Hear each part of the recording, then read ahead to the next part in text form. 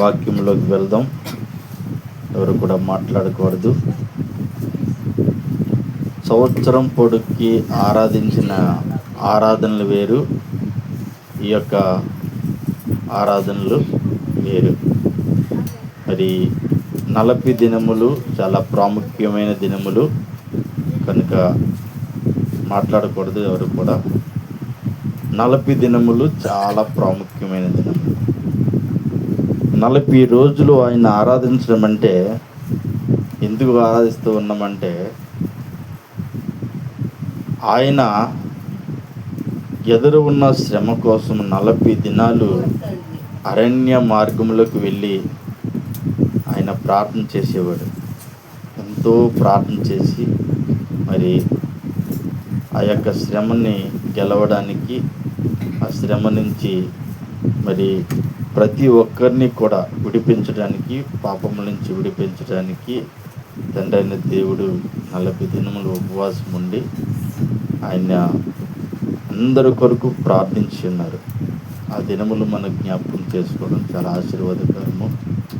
ఎవరు కూడా నవ్వద్దు, ఇకిలించొద్దు, మాట్లాడద్దు. ఫోన్లు ఉంటే సైలెంట్లో పెట్టేయండి. ఒక్క కొద్ది నిమిషాలు మాత్రము చక్కని దేవుని వాక్యంలోకి మనం వెళ్దాం. తండ్రి అయిన దేవుడు ప్రతి ఒక్కరిని కూడా ఈ రాత్రి దీవించబోతూ ఉన్నాడు. ఎవరు కూడా ఇంకా అటు ఇటు తిరగొద్దు, మాట్లాడద్దు. దేవుని వాక్యాన్ని మాత్రమే మనం విందాం. చిన్న ప్రార్థన చేసుకుందాం. చిన్న ప్రార్థన చేసుకుని దేవుని వాక్యంలోకి వెళ్దాం. స్తోత్రం, స్తోత్రం, స్తోత్రం, స్తోత్రం రాజా. ఇదిగోనైనా ఈ 40 దినములు ప్రభా మిమ్మల్ని స్తుతించుకోవడానికి, మీరు ప్రభా ఆ దినముల్లో ప్రభా పడిన శ్రమలు మేము జ్ఞాపకం చేసుకోవడానికి మాకిచ్చిన ఈ దినములను బట్టి మీకు వందనాలు, స్తుతి స్తోత్రములు చెల్లిస్తూ ఉన్నాం. వచ్చిన బిడ్డలను ప్రతి ఒక్కరిని కూడా మీరు దీవించండి తండ్రి. నాయనా మీకే వందనాలు, స్తుతి స్తోత్రములు తండ్రి. నాయనా ఇప్పుడు ప్రభా నాయనా మాట్లాడేదైతే నేను కాదు, కానీ మీరుండి ప్రభా మీ బిడ్డలకి సంపూర్ణమైన వాక్యాన్ని ప్రభా బిడ్డలతో మీరు మాట్లాడమని, ఇదిగోనైనా సంపూర్ణమైన వాక్యంని బిడ్డలకి మీరుండి అందించమని ప్రభా. మాట్లాడేది నేను కాదు, కానీ మీరుండి ప్రభా మీ బిడ్డలతో మాట్లాడతారని. ఆయన నేనైతే మట్టివాడిని ఎందుకు పనికిరానంటే వాడిని అయ్యా, మీరుండి మీ బిడ్డలతో ప్రభువా మాట్లాడమని నజరేయుడైన యేసయ్య క్రీస్తునప్పుడు బ్రతిమలాడి అడిగి పెడుకుంటున్నాము తండ్రి. ఆమేన్. దేవునికి స్తోత్రం. హల్లెలూయా. తండ్రి అయిన దేవుడు మరి ఎంతో శ్రమని అనుభవించి, కష్టాల్ని, బాధల్ని అన్నీ కూడా ఓర్చుకొని తండ్రి అయిన దేవుడు ఈ దినాలు చాలా ప్రాముఖ్యమైనవి అన్నమాట. క్రైస్తవులైనటువంటి వారికి అందరికీ చాలా ప్రాముఖ్యమైన దినాలు. ఎందుకో తెలుసండి, తండ్రి అయిన దేవుడు ప్రతి ఒక్కరి కొరకు ఈ లోకానికి వచ్చి ఉన్నాడు. ఎవరి కొరకండి? ప్రతి ఒక్కరి కొరకు ఆయన ఈ లోకానికి వచ్చి ప్రతి మనిషి కొరకు శ్రమను అనుభవించున్నాడు. ఏం చేసి ఉన్నాడండి? శ్రమ అనుభవించున్నాడు.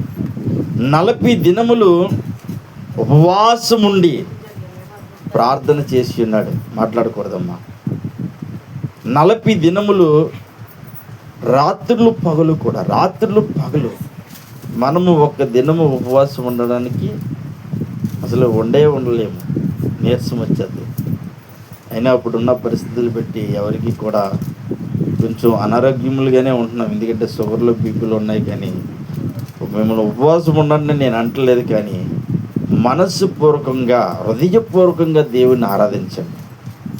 హృదయము శుద్ధి కలిగి దేవుణ్ణి ఆరాధించండి, దేవుణ్ణి స్తుతించండి, మహిమపరచండి అని మీకైతే నేను తెలియపరుస్తూ ఉన్నాను. దేవునికి స్తోత్రం. ఒకసారి దేవుని వాక్యం నుంచి మనం చూసినట్లయితే మత్తయి సువార్త 4వ అధ్యాయము మొదటి నుంచి మనం చూసినట్లయితే, మత్తయి సువార్త 4వ అధ్యాయము మొదటి నుంచి తండ్రి అయిన దేవుడు ఏ రీతిగా మాట్లాడుతున్నాడు. అప్పుడు యేసు అపవాది చేత శోధింపబడుటకు ఆత్మ వలన ఆత్మ వలన దేవుని కృప వలన అరణ్య మార్గమునకు కొనుపోయబడెను. 40 దినములు 40 రాత్రులు ఉపవాసముండిన పిమ్మట ఆయన ఆకలిగొనగా ఆ శోధకుడు ఆయన యొద్దకు వచ్చి నీవు దేవుని కుమారుడు అయితే దేవునికి స్తోత్రం. హల్లెలూయా, హల్లెలూయా. ఎన్ని దినములు ఉన్నాడండి ఆయన? ఎన్ని దినములు? 40 దినములు 40 పగళ్ళు కూడా. అంటే ఉదయము సాయంత్రం అనగా పగలు రాత్రులు కూడా 40 రోజులు అరణ్య ప్రదేశమునకు వెళ్ళి ఆయన ఏం చేసి ఉన్నాడు? ఉపవాసం ఉండి ప్రార్థన చేశాడు. దేవునికి స్తోత్రం. హల్లెలూయా. క్రైస్తవులు గుడ్ ఫ్రైడే వచ్చినప్పుడు ప్రార్థన చేయడం కాదు. గుడ్ ఫ్రైడే అనగా సిలువేసిన రోజు కనుక, ఆయన సిలువేసిన రోజు కనుక గుడ్ ఫ్రైడే అంటే మంచి శుక్రవారం అనేసి, శుక్రవారానికి ఒక మంచిని తీసుకొచ్చాడు తండ్రి అనే దేవుడు. అది మంచి శుక్రవారం అనేసి ఎప్పుడైతే దానికి మంచిని తీసుకొచ్చాడో ఆ రోజు మాత్రమే ప్రార్థించి జ్ఞాపకం చేసుకోవడం కాదు. ఈ 40 రోజులు కూడా ఆయన అరణ్య ప్రదేశంకి వెళ్ళి ప్రార్థన చేసిన ప్రార్థనలు మనము జ్ఞాపకము చేసుకోవాలి. పడ్డ కష్టాన్ని జ్ఞాపకం చేసుకోవాలి, పడిన శ్రమను జ్ఞాపకము చేసుకోవాలి. ఈ శ్రమనంతా విడిచిపెడతారు, ఒకరోజు మాత్రమే ఆయన్ని ఆరాధన చేస్తారు. దేవునికి స్తోత్రం. హల్లెలూయా. 40 రోజులు ఉపవాసం ఉండి ప్రార్థన చేశాడు ఆయన. ఈరోజు మనం చేస్తూ ఉన్నామా? నిలువే పట్టణానికి తండ్రిని దేవుడు సువార్తని అందించమని యోనాను పంపించుకున్నాడు. ఎందుకో తెలుసా? నిలువ పట్టణంలో ఘోరాతి ఘోరముగా ఆ పట్టణం అంతా కూడా మారిపోయినది, దేవునికి అసహ్యకరంగా మారిపోయి ఉన్నది. అలాంటి పట్టణానికి తండ్రిని దేవుడు సువార్తను అందించమని యోనాను పంపించి ఉన్నాడు. ఎట్టకేలకు యోనా ద్వారా ఏమందించిందండి తండ్రిని దేవుని యోనా ద్వారాగా, ఆ దేవుని కుమారుడికి ద్వారాగా ఏమందించబడిందంటే సువార్త అందించబడుతుంది. దేవునికి స్తోత్రం. ఈరోజు నీ ద్వారా సువార్త అందించబడాలి. ఈరోజు నీ ద్వారా తండ్రిని దేవుడు రక్షించబడాలి. ఈరోజు నీ ప్రార్థన వల్ల నీ కుటుంబం రక్షించబడాలి. ఈరోజు నీ ప్రార్థన వల్ల అనేక మంది రక్షించబడాలి. ఈరోజు నీ ప్రార్థన వల్ల అనేక మంది దీవించబడాలి. అట్టి కృప నువ్వు పొందుకోవాలి. యోనా కాకుండా వేరే వ్యక్తుల్ని కూడా దేవుడు పంపొచ్చు. కాకపోతే యోనా దేవుని కుమారుడు కనుక ఆయన ఏదడిగితే తండ్రిని దేవుడు అది ఇస్తూ ఉన్నాడు కనుక వారి సువార్త చేస్తే అనేక మంది రక్షించబడతారని ఆ కుమారుని ఏర్పాటు చేసుకున్నాడు. దేవునికి స్తోత్రం. హల్లెలూయా. ఈరోజు దేవుడు నిన్ను ఏర్పాటు చేసుకోవాలి. దేవుడు నీ ప్రార్థన వినాలి. దేవుడు నీ ప్రార్థన ఆయన అంగీకరించాలి. ఆ ప్రార్థన ద్వారా దేవుడిని ఏదడిగితే అది ఆయన నీకు అనుగ్రహించాలి. దేవునికి స్తోత్రం. 40 దినములు రాత్రులు పగలు ప్రార్థన చేస్తూ ఉండుంటే సాతానుగాడు శోధిస్తూ ఉన్నాడు. సాతానుగాడు ఏం చేస్తూ ఉన్నాడండి? శోధిస్తూ ఉన్నాడు. దేవునికి స్తోత్రం. హల్లెలూయా, హల్లెలూయా. నిలువే పట్టణానికి సువార్త అందగానే అక్కడున్న బిడ్డలందరూ కూడా ఎలా ప్రార్థన చేశారు తెలుసండి? అక్కడున్న బిడ్డలందరూ కూడా ఎలా ప్రార్థించుకున్నారంటే గోను బట్టలు కట్టుకొని బూడిదలో కూర్చొని ఆహారం తీసుకోలేదండి. వారు ఏమి కూడా నీళ్ళు తాగలేదు, అన్నము తినలేదు. బూడిదలో కూర్చొని గోను బట్టలు కట్టుకొని ఒక్క పోతతో చిరాకుతో 3 రోజులు భయభక్తులు కలిగి దేవుణ్ణి ఆరాధించి ఉన్నారండి. వారి మీదకి వచ్చిన ఒక గొప్ప శ్రమని పోగొట్టి ఉన్నారు వారు. దేని ద్వారా తెలుసా? విశ్వాసం ద్వారా. దేని ద్వారా తెలుసా? ప్రార్థన ద్వారా. దేని ద్వారా తెలుసా? నమ్మకము ద్వారా. ఈరోజు నువ్వు చేస్తున్నావు ప్రార్థన, చెప్పండి. ఈరోజు మనం చేస్తూ ఉన్నాం ఆ ప్రార్థన. ఆ విశ్వాసం మనలో ఉండాలి, ఆ నమ్మకం మనలో ఉండాలి. ఆ దేవుని కృప మనం పొందుకోవాలి. అట్టి కృప మనకి కావాలి. దేవుని కృపని, బలమైన కృపను మనం పొందుకోవాలి. యోనా పొందుకున్నాడు కాబట్టి ఆ ప్రదేశం ఎలాంటిదంటే ఆ ప్రదేశము ఎవరన్నా కనపడితే కొట్టి చంపేసి ప్రదేశము. అలాంటి మూర్ఖుల ప్రదేశానికి యోనాని పంపించాడు తండ్రిని దేవుడు. ఆయన సువార్తని అలాంటి మూర్ఖులు మారిపోయి మోకరించి ప్రార్థన చేస్తున్నారండి. రాజు మారిపోయి తన వస్త్రములు తీసివేసి ఒక చాటింపు వేయించి అందరూ కూడా ఉపవాసం ఉండి ప్రార్థన చేస్తారు. ఈరోజు 40 దినములు కూడా తండ్రి అయిన దేవుడు ఎంతో ఉపవాసం ఉండి 40 రోజులు రాత్రులు పగలు అరణ్య ప్రదేశమునకు వెళ్ళి ఆయన పడ్డ శ్రమ ఎలాంటి శ్రమ తెలుసండి.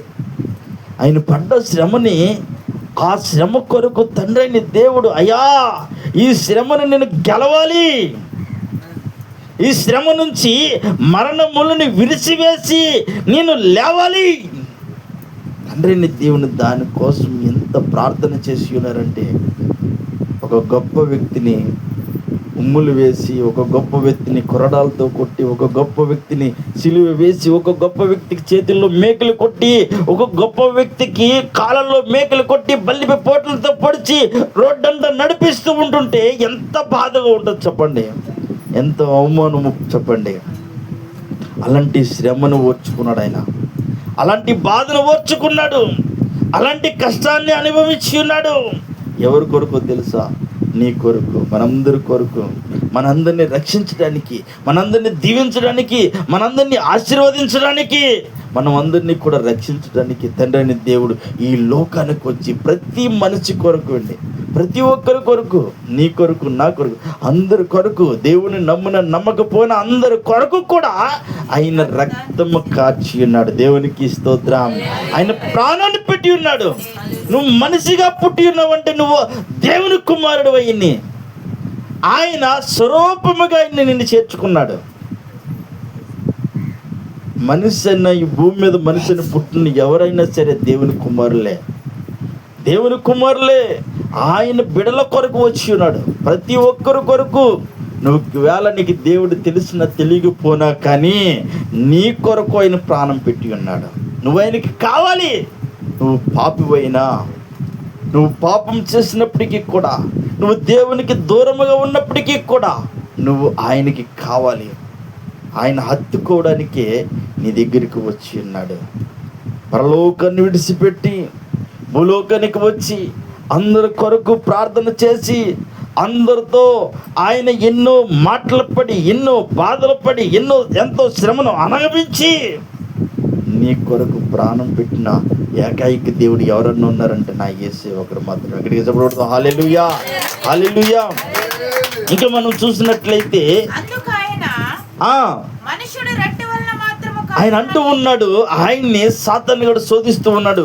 ఏమని శోధిస్తూ ఉన్నాడంటే, నువ్వు దేవుని కుమారుడు అయితే, దేవుని కుమారుడితో, తండ్రి అని దేవునితో సాతాను కూడా మాట్లాడుతున్నాడు. నువ్వు నిజంగా దేవుని కుమారుడు అయితే ఈ రాళ్ళను రొట్టెలుగా మార్చుకొని తినమని చెబుతూ ఉన్నాడు. ఎవరు?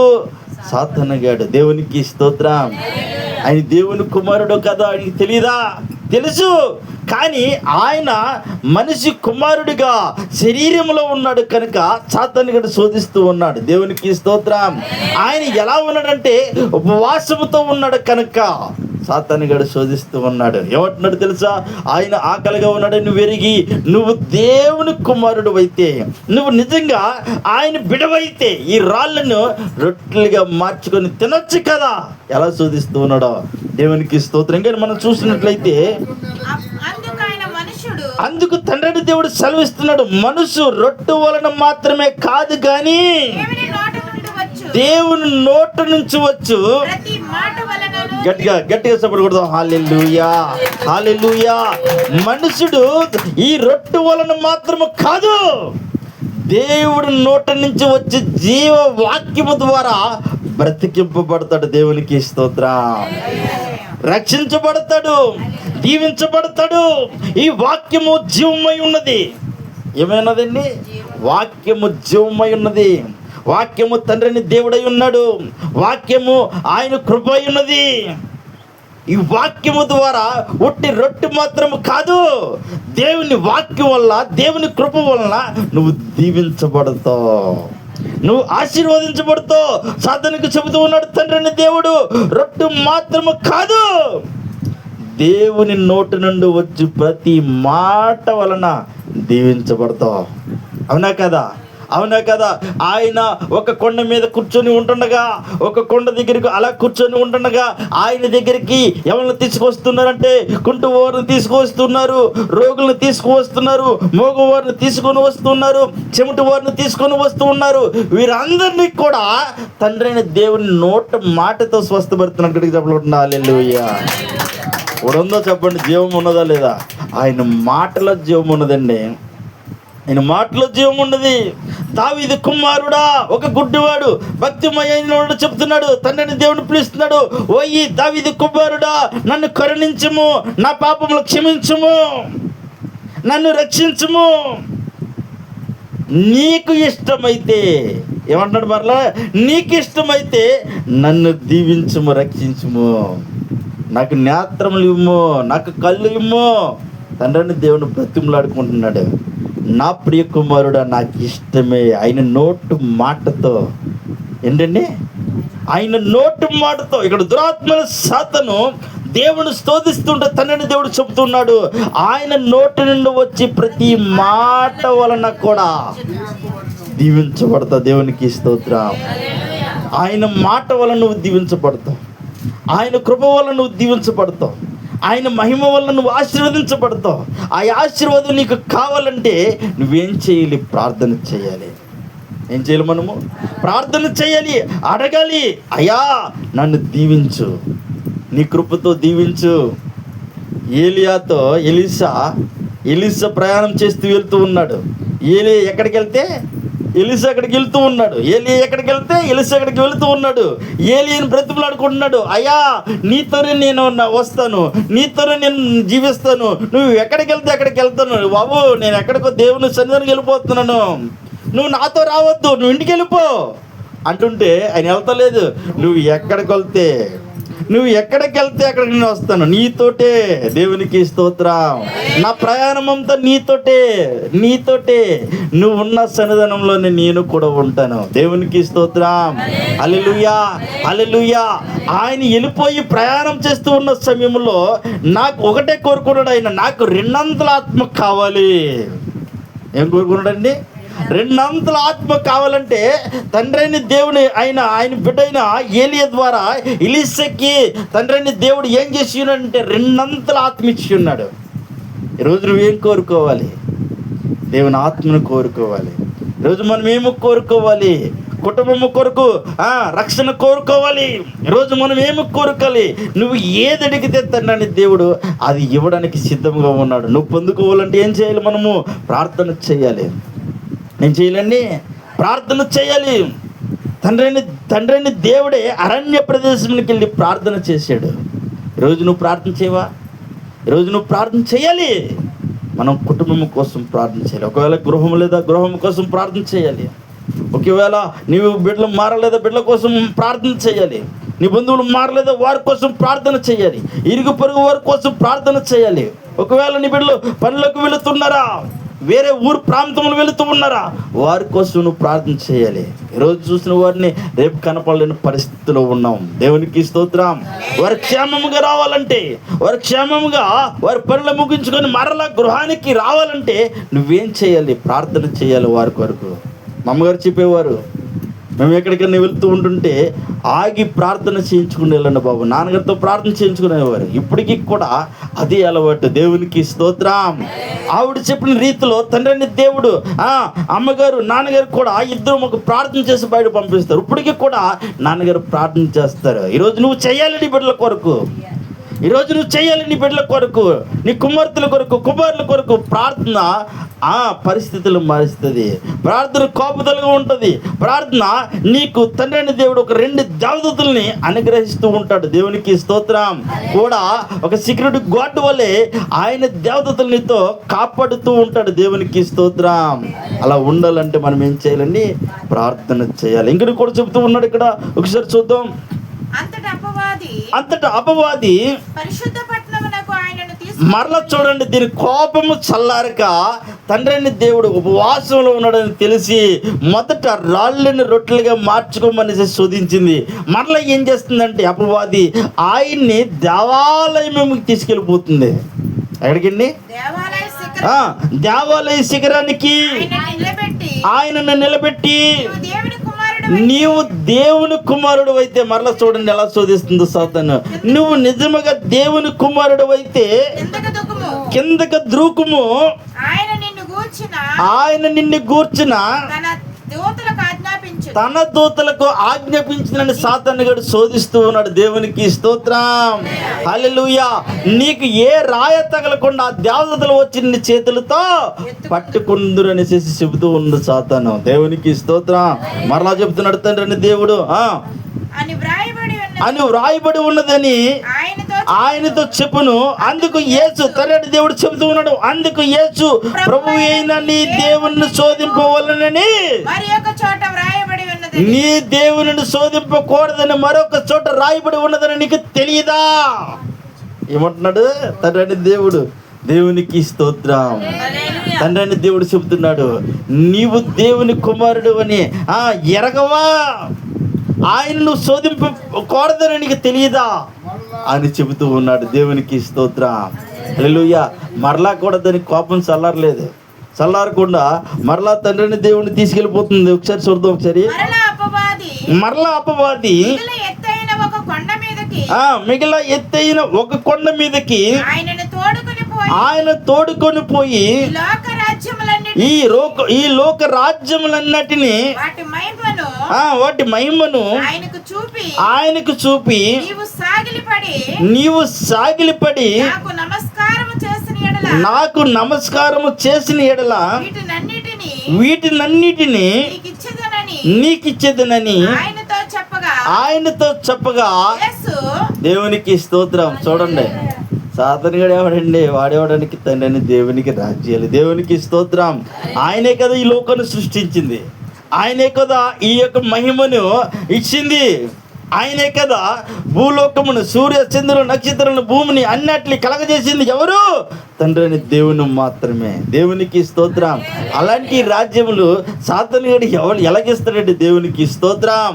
ఆయన చెబుతూ ఉన్నాడు, ఏమని చెబుతూ ఉన్నాడంటే, యేసు వానితో సాతానా పొమ్ము. ఈరోజు నువ్వు చెప్పాలి. మనం ఏం చెప్పాలంటే, సాతానా పో నన్ను విడిచిపెట్టి.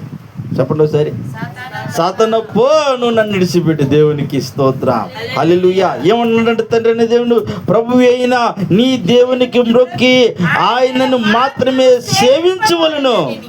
దేవునికి స్తోత్రం. ఈరోజు మనము ఎవరిని సేవించాలి? ఈరోజు మనము ఎవరితో నడవాలి? ఈరోజు మనము ఎవరికి ప్రార్థన చేయాలి? తండ్రిని దేవునికి మాత్రమే. ఆయన అంటున్నాడు నీ దేవునికి, నీ తండ్రిని దేవునికి మ్రొక్కము, ఆయన మాత్రమే నువ్వు సేవించాలి, ఆయన మాత్రమే నువ్వు స్తుతించాలి, ఆయన మాత్రమే నువ్వు ఆరాధన చేయాలి, ఆయనకు మాత్రమే నువ్వు మహిమను చెల్లించాలి. అప్పుడు ఆయన దీవిస్తాడు. దేవునికి స్తోత్రం, హల్లెలూయా, హల్లెలూయా. సాతాను గడు శోధించడానికి కూడా సరిపోడు. నువ్వు ప్రార్థన చేయాలి, బలమైన ప్రార్థన కావాలి, 200 ఆత్మ ఇమ్మని కోరుకోవాలి. అయ్యా నన్ను దీవించు, నాకు ఆత్మతో దీవించు అయ్యా, ఇదిగో నీ కృపతో దీవించిన ఆయన, అయ్యా ఇదిగో నీ యొక్క భాషలతో నన్ను నింపు తండ్రి. ప్రార్థన చేయాలి. ప్రార్థనలోనే నువ్వు ఆత్మను పొందుకోవాలి, దేవుని గొప్ప కృపను పొందుకోవాలి. దేవునికి స్తోత్రం, హల్లెలూయా. ఆ కృప పొందుకుంటే నువ్వు ఏదడిగితే తండ్రిని దేవుడు అది నీకు ఇస్తాడు. దేవునికి స్తోత్రం, హల్లెలూయా. ఆ కృప కావాలి మనకి. ఆ కృపను పొందుకోవాలి, దేవుని ఆత్మను పొందుకోవాలి, దేవుని మహిమను పొందుకోవాలి, దేవుని ప్రణాళికను పొందుకోవాలి. ఆయన కృప ఉందనుకో నీ పైన, ఆయన కృప ఉందనుకో నీ పైన, నువ్వు ఏదడిగితే అది ఇస్తాడంతే, ఏదడిగితే అది జరుగుతుంది అంతే. దేవునికి స్తోత్రం, హల్లెలూయా. ఆయన కృప నిండుగా, అయ్యా ఒక్కసారి నీ కృపతో నింపునైనా నువ్వు అనాలి, అయ్యా నువ్వు గాయపడిన హస్తముతో ప్రభువా నాపై ఉంచినాన్ని దీవించినైనా, నీ గాయపడిన హస్తముతో ప్రభువా నన్ను దీవించినైనా అనాలి. దేవునికి స్తోత్రం, హల్లెలూయా. ఇదిగోనైనా నీ కారుతున్న నీ హస్తంతో నన్ను ముట్టునైనా, నన్ను స్వస్థపరిచినైనా. దావీదు కుమారుడు నన్ను కరుణింపుమయ్యా. ఎలాగైతే ఒక భక్తిమయ్య అన్నాడో అలా ఈరోజు నువ్వు మనం అనాలి, యేసయ్యా నన్ను దీవించినైనా, యేసయ్యా నన్ను కరుణించు, యేసయ్యా నన్ను దీవించినైనా. ప్రార్థన చేయాలి, మనం అడగాలి, యేసయ్యా ఒక్కసారి నాతో మాట్లాడవయ్యా. ఎంతో బాధపడుతున్నాను, ఎన్నో కష్టాలు అనిపించాను, ఎన్నో శ్రమలు అనిపించాను, ఒంటరిగా జీవిస్తూ ఉన్నాను నాయన. ఒక్కసారి నా యందును కరుణించినైనా ప్రార్థన చేయాలి. ఒక్కసారి ప్రభువా నన్ను దీవించినైనా, నన్ను ఆశీర్వదించినైనా, నన్ను రక్షించినైనా, నన్ను కాపాడు తండ్రి ప్రార్థన చేయాలి. ఈ ప్రార్థనలో ఎంతో ప్రాముఖ్యమైనవి 40 దినములు కూడా ఆయన పడిన శ్రమను మనకు జ్ఞాపకం చేసుకోవాలి. ఎవరి కొరకు? ప్రజలందరి కొరకు కూడా ఆయన సిలువేయబడి ఉన్నాడు. ప్రజలందరి కొరకు ఎన్నో బాధలు, ముఖం మీద ఉమ్ములు, కొరడా దెబ్బలు, ఎంతో అవమానం చేసినప్పటికీ కూడా, ఎన్ని దెబ్బలు కొట్టినప్పటికీ కూడా, ఆయన్ని చెరసాల్లో పెట్టినప్పటికీ కూడా, ఆయన అప్పగించినప్పటికీ కూడా, ఆయన్ని ఎవరైతే అప్పగించారో ఆయన ఆ డబ్బులు ఆయన తినలేదు, ఎవరికి పెట్టలేదు. ఆ డబ్బులు పెట్టేసుకుని ఆయన నెత్తి మీద వేసుకుని ఊరే చచ్చిపోయాడు. ఆయన అప్పగించినట్టు దేవునికి స్తోత్రం, హల్లెలూయా, హల్లెలూయా. నేను ఇలాంటి దేవుని కుమారుని నన్ను అప్పగిస్తూ ఉంటుంటా, ఇలాంటి వాడిన నిన్ను ఇలా చేయటనేసి చాలా తనలో తను కుమ్ములిపోయి బాధపడిపోయి వ్యాధన చెంది ఉన్నాడు, మారు మనసు పొంది ఉన్నాడు. చివరి దినాల్లోనైనా మనము మారు మనసు పొందాలి. ఈ ప్రార్థనలు మనకు దేని కొరకు అంటే చివరి దినాల్లోనైనా సరే మనం రక్షించబడాలి, చివరి దినములోనే సరే మనం ఆశీర్వదించబడాలి, చివరి దినముల్లోనైనా ఆయన రాకడ వచ్చే సమయంలోని మనము దీవించబడాలి, ఆశీర్వదించబడాలి. కుడి పక్కన ఒక దొంగను పెట్టారు, ఎడపక్కన ఒక దొంగను పెట్టారు. ఆయనకి ఎడం పక్క దొంగ ఆయన్ని చూసి అపహాసన చేసి దూషిస్తూ ఉంటుంటే, కుడిపక్క దొంగ గద్దిస్తూ ఉన్నాడు, నువ్వు దేవుని కుమారుడికి నువ్వు భయపడవా? ఆయన ఎవరనుకుంటున్నారు? ఆయన ఎవరనుకుంటున్నావు నువ్వు? ఆయనకి నువ్వు భయపడవా? మనమైతే ఎన్నో పాపములు చేసాం, ఎన్నో మోసములు చేసాం, ఎన్నో కష్టములు అనుభవించి ఉన్నాం, ఎలాంటి దుష్కార్యములు ఎన్నెన్నో పనులు చేసి ఉన్నాం. కానీ ఆయన ఏ తప్పు చేయలేదే. అలాంటి ఆయనకి నువ్వు భయపడవా? ఆయన ఎడం పక్క దొంగని గద్దించి కుడిపక్క దొంగ ఒక్క క్షణంలోనే తండ్రి అయిన దేవునికి, అయ్యా నన్ను క్షమించునైనా, నీ రాజ్యం వచ్చినప్పుడు ఒక్కసారి నన్ను జ్ఞాపకం చేసుకో. ఇప్పుడు మనం చెప్పాలి, మనం ఏమైనా ప్రార్థన చేయాలంటే, అయ్యా ఈ చివరి దినాల్లో ప్రభువా, ఈ గడియల్లో ప్రభువా, నీ రాజ్యం వచ్చినప్పుడు ఒక్కసారి నన్ను జ్ఞాపకం చేసుకునైనా, నీ రాజ్యం వచ్చినప్పుడు తండ్రి, నీ చిత్తం వచ్చినప్పుడు ప్రభువా ఒక్కసారి నన్ను జ్ఞాపకం చేసుకునైనా, ఒక్కసారి ప్రభువా నేను నీ రాజ్యంలో ఉండే కృప నాకు దయచేయండి అయినా, నేను ప్రభు నీ సన్నిధానంలో ఉండడానికి ప్రభువా నాకు చోటును దయచేయండి తండ్రి. నువ్వు ప్రార్థన చేయాలి. ఒక్క క్షణంలో మారాడు కుడిపక్క దొంగ. ఈరోజు నువ్వు మారాలి, నీ ప్రార్థన వినాలి తండ్రిని దేవుడు. నువ్వు ప్రార్థన చేస్తే ఆ ప్రార్థనకి ప్రతిఫలము పొందాలి. 40 రోజులు నా యేసయ్య అరణ్య ప్రదేశానికి వెళ్ళి రాత్రులు పగలు ఆయన ప్రార్థన చేశాడు. ఈరోజు తండ్రిని దేవుడు మనకి చక్కని సమయాన్ని ఇచ్చి, మంచి దినాలు ఇచ్చి, ఆయన స్తుతించుకోవడానికి ఈ యొక్క మార్గాన్ని ఆయన ఇచ్చి, ఆయన స్తుతించుకోవడానికి ఈ యొక్క కృపనిచ్చి ఉన్నాడంటే మనం ఏం చేయాలంటే ప్రార్థన చేయాలి, ఆరాధన చేయాలి, ఆయన స్తుతించాలి, సమయాన్ని కేటాయించి ఆయన్ని మహిమపరచాలి, అడగాలి, ప్రార్థన చేయాలి. నేను ప్రార్థిస్తాను, నాకు తండ్రి అయిన దేవునికి కావాలి, ఆయన కృప నాకు కావాలి, ఆయన కృప నిన్ను పొందుకుంటాను అన్న బిడ్డలందరూ కూడా తలొంచుదాం, ప్రార్థన చేసుకుందాం. ప్రతి ఒక్కరు కూడా, యేసయ్యా ఇదిగోనైనా నువ్వు చెప్పి ఉన్నావు ప్రభువా, ఇదిగోనైనా ఒక 2 మాటల ద్వారా మమ్మల్ని బలపరిచి ఉన్నావు నాయన. యేసయ్యా మీకు వందనములు నాయన. ఇదిగోనైనా నీ బిడ్డలతో మీరు ఉండండి ప్రభువా, నీ బిడ్డలతో ఈ రాత్రికాల సమయంలో మాట్లాడండి తండ్రి. 40 దినములు ప్రభువా మా కొరకు మీరు ప్రార్థించినారు ప్రభువా, మా కొరకు ప్రభునైనా ఇదిగో ప్రజలందరి కొరకు ప్రభా, ఈ యొక్క ప్రపంచంలో ప్రభా ఉన్న బిడ్డలందరి కొరకు ప్రభా, అందరి కొరకు ప్రభా మీరు వచ్చి ఉన్నారు నైనా. అందరి కొరకు ప్రభానైనా ఇదిగోనైనా మీరు ప్రాణాన్ని పెట్టి ఉన్నారు ప్రభా. ఈ లోకంలో ఎవరైనా ప్రాణం పెట్టిన వారు ఉన్నారంటే ప్రభా, ఇదిగో ఒక మనిషి కొరకు ప్రభునైనా, ఇదిగో ఒక మనిషిని రక్షించాలని వారి పాపములు ప్రభువా, ఇదిగో క్షమించాలని ప్రభువా మీ ప్రాణాన్ని పెట్టి ఉన్నారు ప్రభా. పరమను విడిచి ప్రభువా, పరలోకాన్ని విడిచి ప్రభువా, భూలోకానికి వచ్చి ప్రతి ఒక్కరి కొరకు ప్రభువా మీ ప్రాణాన్ని పెట్టి ఉన్నారు ప్రభా. ఈ దినంలో మాకు ఇచ్చినది మీకు వందనములు. ఈ దినంలో మిమ్మల్ని స్తుతించుకోవడానికి, మిమ్మల్ని మహిమపరచుకోవడానికి ప్రభువా మాకు ఇచ్చిన ఈ దినంలో బట్టి మీకు వందనములైనా. నీ బిడ్డలు దీవించండి తండ్రి. ప్రతి ఒక్కరిని కూడా మీరు దీవించండి, ప్రతి ఒక్కరిని ఆశీర్వదించండి అయినా. ప్రతి కుటుంబం మీద ప్రభువా మీ హస్తాన్ని ఉంచమని ప్రార్థన చేస్తూ ఉన్నాం. ప్రతి ఒక్కరిని కూడా ప్రభా నీ మహిమతో ప్రభా దీవించమని, ఆశీర్వదించమని ప్రార్థన చేస్తూ ఉన్నాం.